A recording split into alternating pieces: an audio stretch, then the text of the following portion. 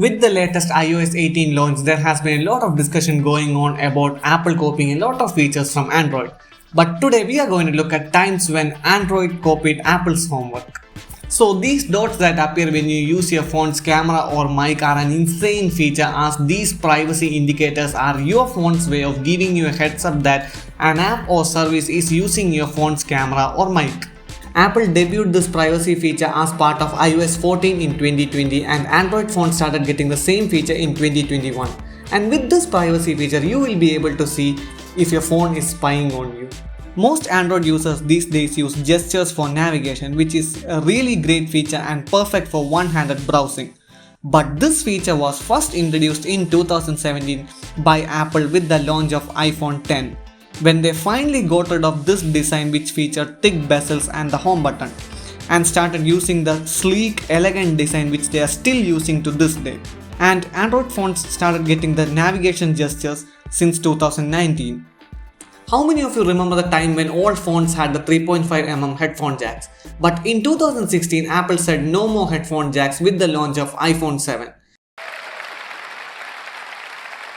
And soon afterwards, from the Android gang, Samsung also removed headphone jacks from their flagship phones.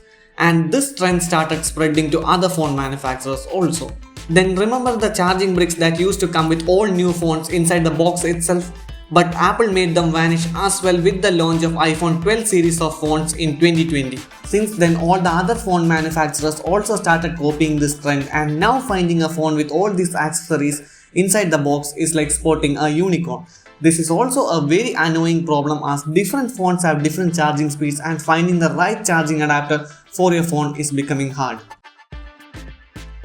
So, recording your screen used to mean downloading third-party apps from the Google Play Store or from the App Store.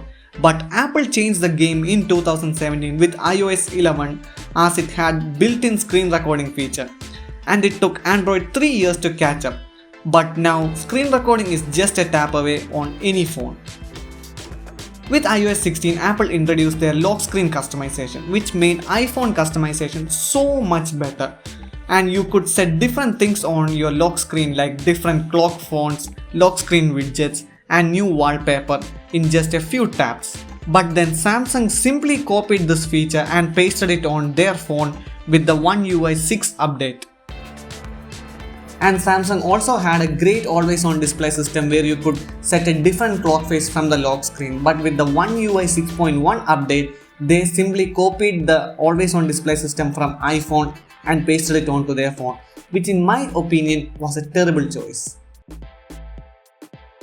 It was Apple who came up with the idea of having an ecosystem where Apple products such as iPhone, AirPods, Apple Watches, iPads and other products would communicate with each other seamlessly, and thus providing a great user experience. The Apple's ecosystem is often described as the walled garden, because once you step inside, then coming out of it can be a bit tricky, because you might lose a lot of features that you enjoy using. And nowadays you can see Android phone manufacturers such as Google and Samsung also copying this trend and coming up with their own ecosystems to give their users a much better user experience.